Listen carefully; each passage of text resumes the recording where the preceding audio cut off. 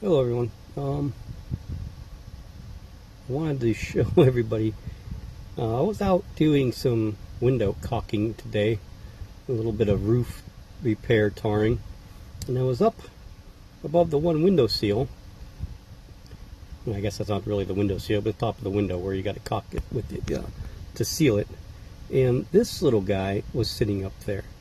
I have been looking for a praying mantis for about 2 years.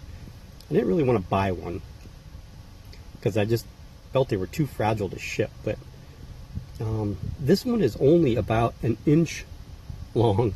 You're on macro right now, so we're on the 10 times macro, but I could not resist bringing this little dude in the house.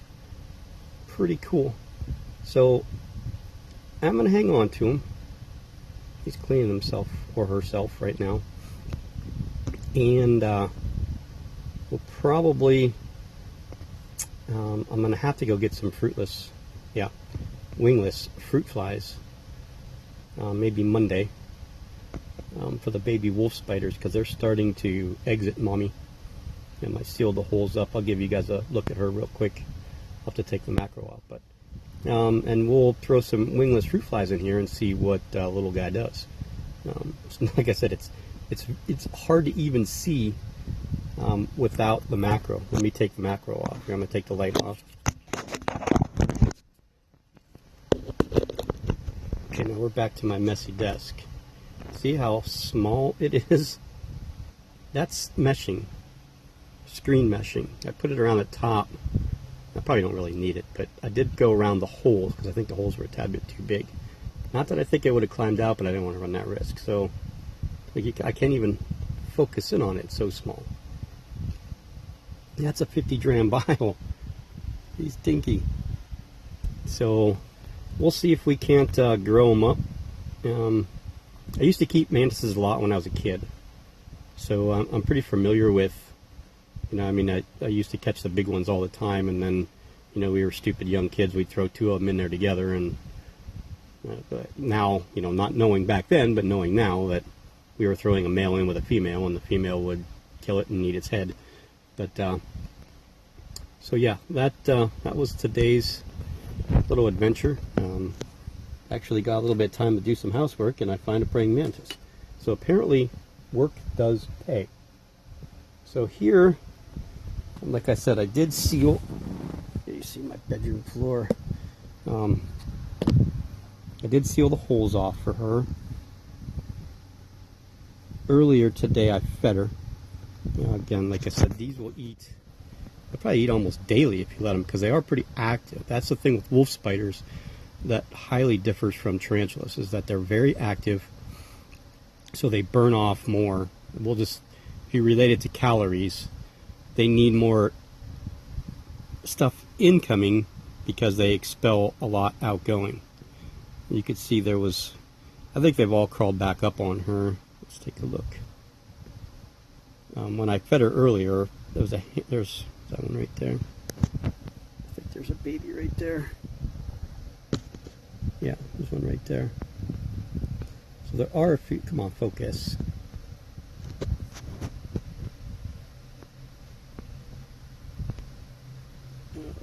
It's really hard sometimes with this phone. There's one baby there. That seems to be the only one I see off mama right now. Now, if she goes over here, it might crawl back up on her. I don't know, but she loves her cave. And she goes in, and she does the mom thing. So she goes in, and then she turns and faces the front, so that the babies are protected in the back, because there is no back entrance, just what she dug out right there. And wolf spiders will live under rocks. They'll live under anything, logs, whatever they can find. I think I found about 5 different species of them today, just outside around the house. I didn't catch any of them. I was just kind of observing, but I didn't have my phone out there to take pictures. One I saw was a real nice dark black one. So yeah, that's the only one that I see right now that's off. But there was about 6 or 7 of them off earlier. So I would imagine. I read that they stay with mom for about a month on her back. I don't know how they feed. Of course, they're probably still, with the L1 or L2 stage, so they're probably still good. They probably won't need to feed till they molt one more time. But I would, now with the little praying mantis, I probably should get some stuff for that little guy to eat. Now, I wouldn't have an issue, because the praying mantis was caught outside, catching food for it outside, because that's where it came from. And I'm not a huge fan of, she's not going to come out now because we're messing with the enclosure, but I'm not a huge fan of feeding them stuff from outside unless they're caught from outside.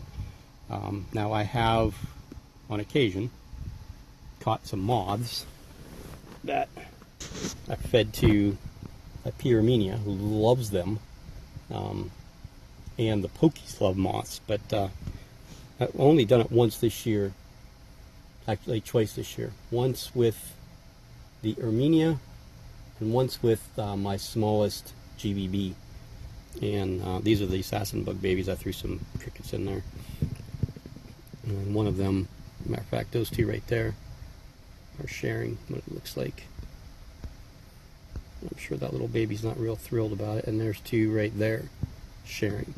And that's what they'll do. Not that they can't take the meal themselves, but once they get it and they get in there, they don't want to let go. So if another one gets up on it, they'll just let them feed with it. That one right there is, I think, one of the biggest that I have in the babies. I haven't had any more hatch. A bunch of them there. Haven't had any more of them hatch from the second set of eggs, or any more in the adult enclosure, but there's a whole bunch more eggs in there. So, who knows? So once I get these 5 or so off the tray, I'll probably end up putting some of these up for sale, because there's no way I'm gonna have an enclosure with 20 adults, because I'll end up with, this time a year and a half from now, with 5 times, 10 times the amount of babies that I got this time. So I probably will sell. I'll probably keep 5 of these babies, and then whatever starts to transpire from the other hatchings, we'll probably start putting up some of these for sale. But yeah, I thought that was pretty exciting. Like I said, I've been trying to find a praying mantis. I search all the time at work because we have a little patch of woods behind where we work. So on breaks and lunchtime, I'll go out there and walk around, hoping that I see one on the side of the building or in the weeds. But I never can find one, and I find one actually doing some sealing the window work at home. So again, I just wanted to share, and hope you guys enjoyed, and we'll talk to you soon. To share Obi, the Brachypelma hamori, molted. Oh, he's looking great. And last night, I don't know if we're going to be able to see him. I don't know if it's him or her because it destroyed the molt this time. I'm still saying suspect male, but this is the Euopalaestrus campostratus, molted also. These two have been on the molt list for a little while. I'm glad they finally made it through. And we're still waiting on the Nandu chromatus to molt. He's just not doing it. So other than that, I don't. Oh, the Poecilotheria miranda also is, she needs to molt. Other than that, I don't think there's really much that I have in pre-molt at the moment. The Theraphosinate species Panama, I don't know if it's out or not, but that one molted last week. Finally fed yesterday. And of course this little hamori also molted last week, fed yesterday. I think that's all really that needed to molt. So everyone's doing great. The Centruridis gracilis is actually doing much better in this enclosure. It ate a big large male dubia roach the other day, which I was kind of happy about. I didn't see it, but I put it in there and it wasn't in there the next day, so it finally got it. Here's the Davus paniloris. We'll take this one down. This is the one that, if you remember last week, I rehoused, and we said, I kind of guessed where she would go. I was actually pretty spot on, really. She made an entrance there, okay, and that goes up underneath this log and under that leaf. Okay, so she can escape through the leaf there right to the right, and then that tunnel comes out over here. So right now, this is where she's living, underneath the leaf. She's doing good so far. She hasn't really been out much, and she hasn't webbed much. So I'm pretty sure she's, she just webbed around that area. She's pretty comfortable, or else she would have webbed more. I really like the wood look to this enclosure. It's just a bunch of down logs, really, with some substrate that she can burrow down into. Not a ton of it, but enough for her. When she molts another time or two, we'll probably increase the depth of the substrate by an inch or two. But she should be able to live in here comfortably, for good. I mean, she's only going to be 4 inches. So that's that. And I did finalize the deal for the mature male Albopilosum, Phrixotricha scrofa, and Dolichothele diamentinensis. They're going out Monday, and what I'm getting in return, because there was a little mix-up, I guess,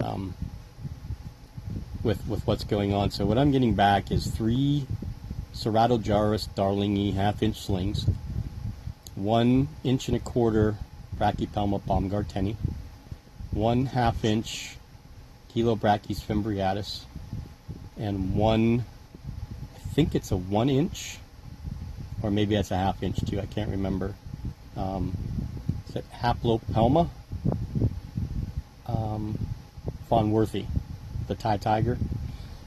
That's what's coming back. I was supposed to get a Sazame and a Hamori and a Amelia, but I think he messed up and he sold the Brackies and forgot about it.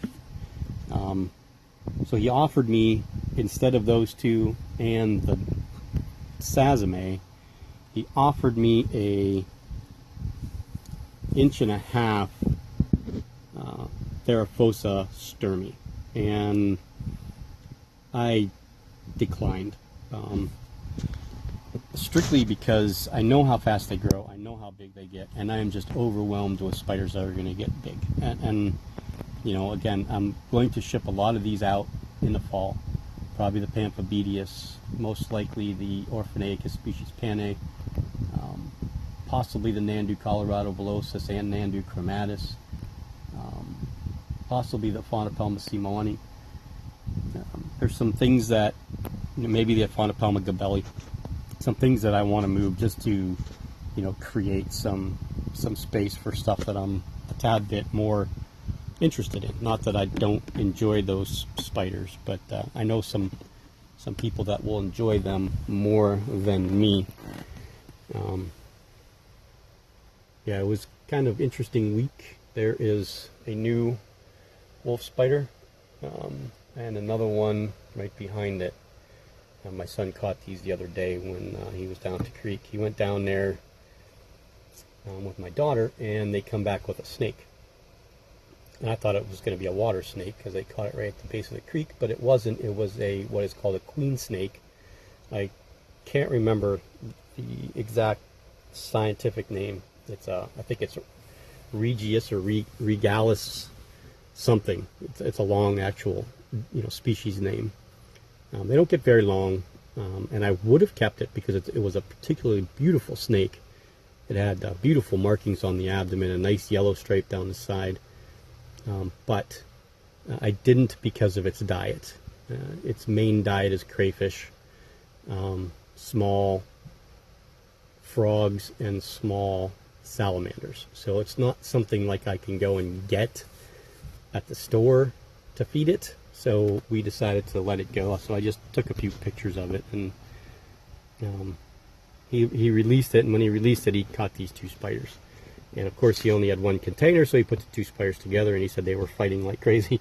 I really honestly believe that one is an Anexa and one is a Asperza, but I'm not 100% positive. I know we have Asperzas in the area. I had one last year, but I'm not 100% positive on what they are. Look at, there's the Opus Cyanonaphis. Crazy quick. So I also finalized the stuff with Vlad. That stuff should be coming relatively soon. That is the Poecilotheria smithi, the Chilobrachys fimbriatus, and the Avicularia diversipes, which he said is very microscopic. Those are from Cody. Cody was visiting him, so he just left the tarantulas with Vlad to ship to me when he ships the other stuff. So I have those three, 5 Vagans, 5 Cancerides, 5 Balfouri, and 1 Ephapopus murinus, which I was kind of excited about. He paired his male and female and then found the babies the other day. She had sealed off, so he wasn't even sure that she was gravid, and they're all about an inch long. So they are one of my favorite spiders. When I first started looking at them, matter of fact, where is it? She eats in this one here. When I first started checking them out a couple years back, that was one of the first ones that caught my eye. So I'm pretty excited about getting another one of those. But yeah, there is some stuff that's definitely going to have to move. Definitely going to have to move. And who knows what will happen from now till then. This little guy is just awesome. I love this little Somani. I don't think it's going to grow quick enough. I mean, the female's the female, you know. Here is the Plesiopelma species Bolivia, another one of my favorite. This guy's a little cool. Not very big. Probably could put that one into a baseball cube, which I have 2 of right now, and then maybe move the Acanthoscuria geniculata in there into the 30 or the 16-ounce deli cup. I don't know. I probably won't move them, but I'm rambling just to ramble. And there is my beautiful male. It's a shame. I've had like 4 or 5 of my friends have males mature in the last month, and no females.